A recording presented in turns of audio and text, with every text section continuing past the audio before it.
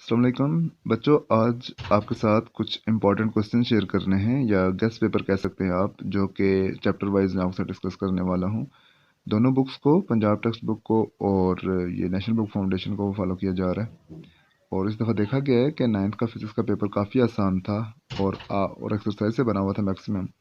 तो इस चीज़ को देखते हुए मैंने कहा कि यार स्टूडेंट्स को बता दूं कि कौन से इंपॉर्टेंट क्वेश्चन हैं जिनको आप अच्छे तरीके से प्रिपेयर करेंगे तो इंशाल्लाह मैक्सिमम पेपर आप अटैम्प्ट कर पाएंगे। उसमें सबसे पहले हम देखते हैं कि इसका कंसेप्चुअल क्वेश्चन में क्वेश्चन नंबर 2 है। Eight extreme position velocity is zero but acceleration is maximum in simple harmonic motion, how can you theoretically explain it.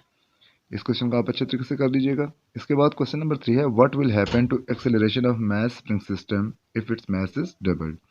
कि अगर मास डबल कर दिया जाए मास स्प्रिंग सिस्टम में तो उसके एक्सेलरेशन के ऊपर क्या इफेक्ट आएगा। क्वेश्चन नंबर 4 है कि a simple pendulum has time period T, what will happen to its time period if its thread length is shortened to half. यहाँ पे आपको ये बता दूं कि ये क्वेश्चन बहुत इंपॉर्टेंट है, लेकिन इसमें इसको किसी भी तरीके से पूछा जा सकता है। लेट से ये कहा जा सकता है कि a simple pendulum has time period T, what will happen to its time period if its thread length is doubled. मतलब हाफ कर दिया जाए, डबल कर दिया जाए, 3 टाइम्स बढ़ा दिया जाए, 3 टाइम्स कम कर दिया, फैक्टर कोई भी हो सकता है, लेकिन आपको इसको मैथमेटिकली सॉल्व करना आना चाहिए। उसके बाद क्वेश्चन नंबर 6 है कि same masses are attach to different spring, one is vibrating faster why. के एक स्प्रिंग के साथ सेम मैसेज अटैच किए गए, लेकिन उसके बावजूद एक मैसेज वो फास्टर वाइब्रेट कर रहा है, फास्टर ऑसिलेट कर रहा है, ऐसा कैसे मुमकिन है। उसके बाद आप आ जाएं कंप्रिहेंसिव क्वेश्चन में, तो इसमें आपको मिलेगा कि क्वेश्चन नंबर 2 है, show that vibrating mass spring system perform simple harmonic motion, what is it's time period, on what factors it depends. तो यहाँ पे आपने मास स्प्रिंग सिस्टम की जो डेरिवेशन है वो आपने करनी होगी और ये इंपॉर्टेंट क्वेश्चन है।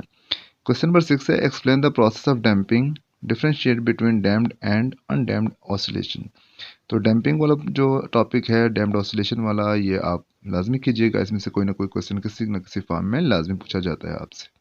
उसके बाद क्वेश्चन नंबर 10 आप ले लें इनमें से, जो कि है, derive the formula for speed of waves relating speed, frequency and wavelength of the wave. ये बेसिकली आपके पास जो वेव इक्वेशन होती है, v is equal to f lambda, उस हवाले से है, तो उसकी डेरिवेशन आप लोग देख लीजिएगा। और उसको mathematically I mean for numericals के लिए भी आप लोग उसको देखिए, क्योंकि न्यूमेरिकल्स भी पिक किया जा सकता है इसमें से। उसके बाद है कि show that frequency and time period of waves are inverse of each other. कैसे फ्रीक्वेंसी और टाइम पीरियड एक दूसरे के इनवर्स है, ये चीज़ आपने एक्सप्लेन करनी होगी। जैसे F is equal to 1/t है या t is equal to 1/f है, ये कैसे है ये आपने बताना होगा। और क्वेश्चन नंबर 12 है कि what is ripple tank, describe its construction and working, use ripple tank to study reflection, refraction and diffraction of water waves. अच्छा, इसके बाद अब न्यूमेरिकल्स की बात कर लेते हैं। तो इंपॉर्टेंट न्यूमेरिकल्स में न्यूमेरिकल नंबर 4, 5 और 7 है। 4 में आपसे क्या कहा जा रहा है कि what is time period of mass spring system if mass attached to spring is 500 gram and its speed constant spring constant is 20 newton per metre. ठीक है, आपने इसमें टाइम पीरियड फाइंड करना होगा। उसके बाद क्वेश्चन नंबर 5 है, if 10 waves are produced on a long straight spring of length 1 meter, what is wavelength of the waves that what will be frequency of the wave if speed of waves is 12 metre पर second. यहाँ पे आपने एक तो wavelength बतानी होगी, second आपने frequency बतानी होगी, स्पीड गिवन है और आपको नंबर ऑफ वेव्स गिवन है। ओके, इसके बाद क्वेश्चन नंबर 7 है कि calculate the frequency of red light of wavelength 700 nanometre in vacuum. अब आपको ये पता है कि रेड लाइट है, ये कोई भी लाइट है, उसकी जो स्पीड होती है वैक्यूम में वो 3 मल्टीप्लाई 10⁸ मीटर पर सेकंड, जो कि स्पीड ऑफ लाइट है। स्पीड आप वही लेंगे, वेवलेंथ यहाँ पे आपको गिवन है और आपने फ्रीक्वेंसी फाइंड करनी होगी v equal to f lambda के फार्मूला से। अगर हम बात करें पंजाब टेक्स्ट बुक की, तो उसमें से रिव्यू क्वेश्चन में आप देखेंगे 10.3 आपको मिलेगा और इसमें क्या कहा जा रहा है कि what are damped oscillation, how damping progressively reduce the amplitude of oscillation. ये भी डैम्प्ड ऑसिलेशन से। ये बेसिकली बहुत सारे क्वेश्चन यहाँ पे रिपीट होंगे क्योंकि दोनों बुक्स में क्वेश्चन सेम हो सकते हैं, लेकिन मैंने सभी को जो सेम है बेशक, लेकिन जो इंपॉर्टेंट है वो दोनों बुक्स में आपको बता रहा हूँ। आप इसको बहुत अच्छे तरीके से तैयार कीजिएगा तो इंशाल्लाह आपका पेपर आने वाला बहुत आसान होने वाला है। उसके बाद 10.5 है, distinguish between longitudinal and transverse waves with suitable example. Suitable example के साथ आपने डिस्टिंग्विश करना है, डिफरेंशिएट करना है लॉन्गिट्यूडनल एंड ट्रांसफर वेव्स को। क्वेश्चन नंबर 7 है, derive a relationship between velocity, frequency and wavelength of a wave, write a formula relating velocity of a wave to its time period and wavelength. ये भी again आपके पास v equal to f lambda वाले derivation के बारे में पूछा जा रहा है।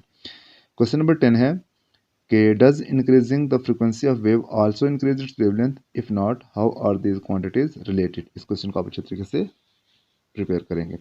कंसेप्चुअल क्वेश्चन पे आ जाते हैं तो उसका जो 10.1 है, if the length of a simple pendulum is doubled what will be the change in its time period. Again ये क्वेश्चन रिपीट हो रहा है कि यहाँ पे लेंथ को डबल किया जा रहा है और दूसरी बुक से जब मैंने कराया था तो वहाँ पे थ्रेड लेंथ को हाफ किया जा रहा था। उसके बाद 10.4 है कि what types of waves do not require any material medium for the propagation. कौन सी ऐसी वेव्स हैं जो कि मटेरियल मीडियम जिनको नहीं चाहिए होता। तो इसमें बेसिकली इलेक्ट्रोमैग्नेटिक वेव्स हैं, लेकिन उसको आप एग्जांपल के साथ एक्सप्लेन करेंगे। उसके बाद बात करते हैं न्यूमेरिकल्स की। तो न्यूमेरिकल प्रॉब्लम्स में आपके पास 10.2 है, a pendulum of length 0.99 metre is taken to the moon by an astronaut. The period of the pendulum is 4.9 second. What is the value of g on the surface of the moon. यहाँ पे time period given है और बताया गया कि जो उसका time period है पेंडुलम का वो 4.9 सेकेंड है।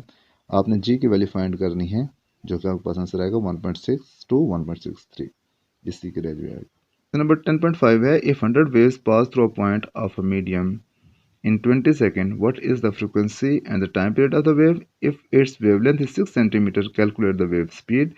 इसमें भी v equal to f lambda और v equal to s by t, ये दो फार्मूलाज यूज होने हैं। आ जाते हैं नीचे और यहाँ पे आपको क्वेश्चन मिलेगा, क्वेश्चन नंबर 10.9। ये आपसे कह रहा है कि at one end of a ripple tank 80 centimetre across a 5 Hz vibrator produce waves. Wavelength is 14 millimeter. Find the time and waves need to cross the tank. Find the time the waves need to cross the tank. कि ripple tank है 80 centimetre cross, जो vibrator है उसकी frequency 5 hertz है, wavelength given है 14 millimetre. तो आपने क्या फाइंड करना होगा इसमें, time taken. Find the time the waves need to cross the tank. उसके बाद 10.10 है, what is the wavelength of the radio waves transmitted by an FM station at 90 megahertz where 1 mega is got 10 raised power 6, ये आपको वैसे ही पता है। And speed of radio waves is 3 into 10 raised power 8 metre per second, जो electromagnetic waves की speed होती है। ये क्वेश्चन अगर आप करते हैं दोनों बुक्स में से तो इंशाल्लाह मैक्सिमम पोर्शन इन्हीं में से पूछा जाएगा, जो एक्सरसाइज में से क्वेश्चन पिक किए जाएंगे। इसी तरीके से बाकी चैप्टर्स के क्वेश्चन मैं आपको बता देता हूँ, उसमें आप अच्छे तरीके से गो थ्रू करें तो आने वाले पेपर आपके लिए इंशाल्लाह बहुत अच्छा होने वाला है। जज़ाकल्लाह, थैंक यू।